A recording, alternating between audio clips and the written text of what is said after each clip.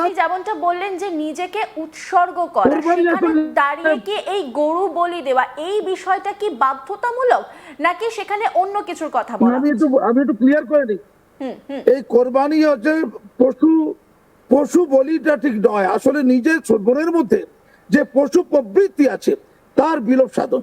আবার বলি, কোরবানির অর্থ শুধু পশুকে একটা বলি দেওয়া নয়, মানুষের মনের মধ্যে যে পশু প্রবৃত্তি আছে তার বিলোপ সাধন হলো কিনা, এই পরীক্ষা সে উত্তীর্ণ হতে পারলো কিনা, তারই জন্য এই বলির বন্দোবস্ত। 6 ধরনের পশুকে বলি দিতে বলা হয়েছে। অর্থাৎ এই যে কোরবানির ঈদ, সেটা হচ্ছে নির্দিষ্ট সময়, নির্দিষ্ট লক্ষ্যে, নির্দিষ্ট লক্ষ্যে, নির্দিষ্ট সময়ে নির্দিষ্ট কিছু পশুকে আল্লাহর নামে বলি দেওয়া, এটাই হচ্ছে কোরবানি। কোরবানির জন্য 8 ধরনের পশুর কথা বলা হয়েছে। 6 ধরনের পশু। কি কি? উট, গরু, মহিষ, দুম্বা, ভেড়া, ছাগল। 8 ধরনের পশুকে অর্থাৎ চতুষ্পদ প্রাণীকে কোরবানির পশু হিসাবে ব্যবহার করতে ইসলামের নির্দেশ আছে। এই পশুগুলো ইসলাম মতে হালাল। এছাড়াও আরো হালাল পশু আছে, যেমন হরিণ। হরিণের মাংস ইসলামে কিন্তু হালাল, কিন্তু তাকে কোরবানি দেওয়ার কথা ইসলামে বলা নেই। হাঁস মুরগিও হালাল, হাঁস মুরগিকেও কোরবানি দেওয়ার কথা ইসলামে বলা নেই।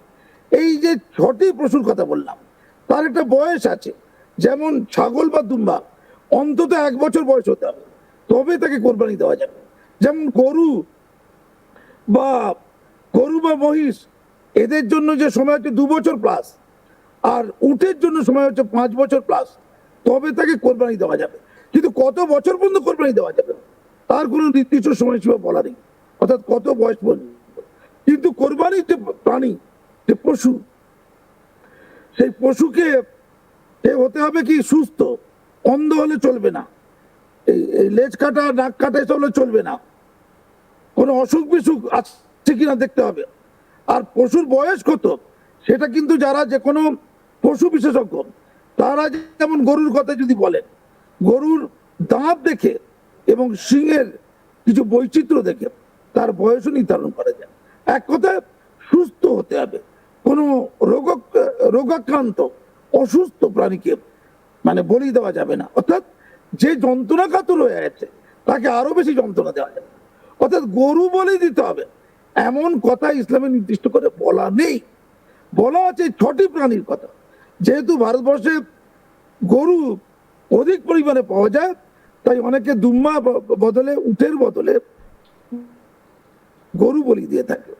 এবার গরু বলি দেওয়ার ক্ষেত্রে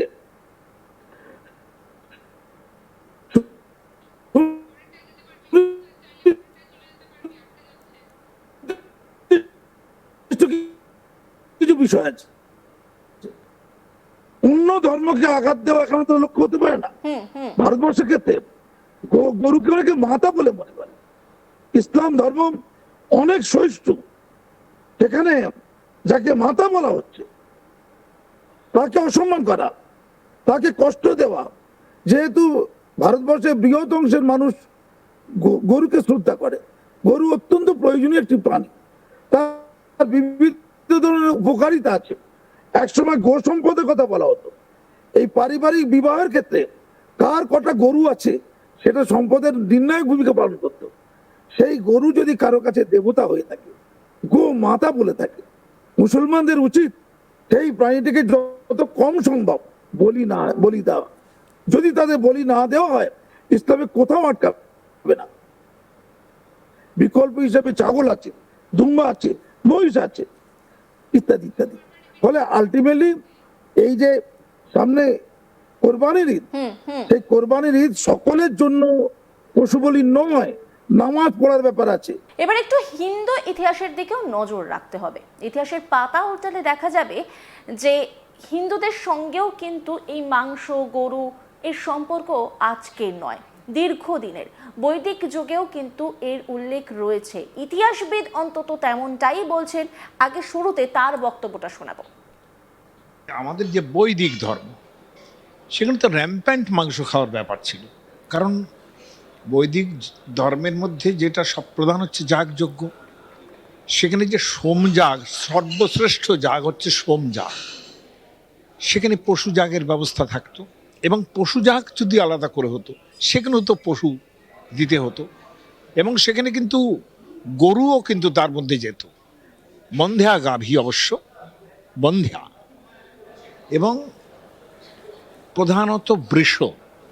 কারণ ঋগ্বেদের মধ্যে বহু জায়গায় এরকম আছে যে ইন্দ্র বলছেন, ইন্দ্রের একটি পুত্র ছিল, সেই পুত্রে জয়ন্ত নয় আরেকজন পুত্র, তার স্ত্রী প্রচুর পরিমাণ রান্না করেছেন, রান্না করে বলছেন যে সবাই এসে গেল কিন্তু আমার শ্বশুর এখনো এলেন না।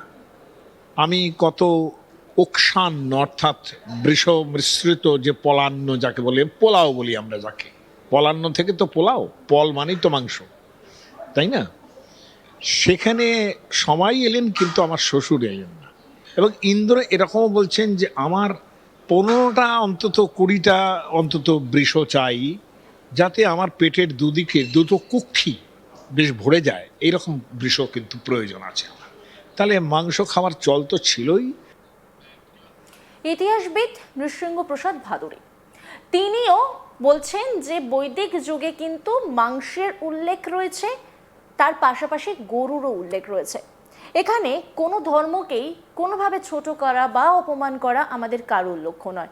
সব ধর্মকেই আমরা সম্মান করি, সম্মান জানাই। সেখানে ইসলাম ধর্মাবলম্বী মানুষদের জন্য কোরআনে কি বলা হচ্ছে সেই নিয়ে আমরা এতক্ষণ আলোচনা করলাম। আমার সঙ্গে রয়েছেন কাজী মাসুম আক্তার স্যার। এই এখানে ইসলাম হোক বা হিন্দু হোক বা জৈন হোক বা বৌদ্ধ হোক সেটা বিষয় নয়, কিন্তু বিষয়টা যেটা নিয়ে আলোচনা এই মুহূর্তে, যেটা নিয়ে আমাদের আলোচনা করতে হচ্ছে, কারণ পশু বলে নিয়ে যে আইন রয়েছে সেই আইন আজকে তৈরি হয়নি, বহু পুরনো আইন, এবং সেই আইন এখন কঠোরভাবে যাতে মানা হয় তার নির্দেশ দেওয়া হয়েছে। তার জন্য এত আলোচনা আজকে আমাদেরকে করতে হচ্ছে। এই স্টুডিওতে বসে আমরা এই আলোচনাটা করছি, এবং সামনেই যেহেতু কুরবানির ঈদ রয়েছে তাই এই মুহূর্তে সেই বিষয়গুলো আরো বেশি সামনে আসছে। আপনি হালাল শব্দটা ব্যবহার করছিলেন, একটু যদি এই হালাল বিষয়টা একটু বলেন। হালাল মানে হচ্ছে যা বৈধতা। ইসলাম মতে কোনটা খাওয়া যাবে আর কোনটা খাওয়া যাবে না, যেটা বৈধভাবে খাওয়া যাবে, যেটা ইসলাম অনুমোদিত, সেটা হচ্ছে হালাল। যেমন শুয়োরের মাংস হারাম, খাওয়া যাবে না, চতুষ্পদ প্রাণী অথচ খাওয়া যাবে না।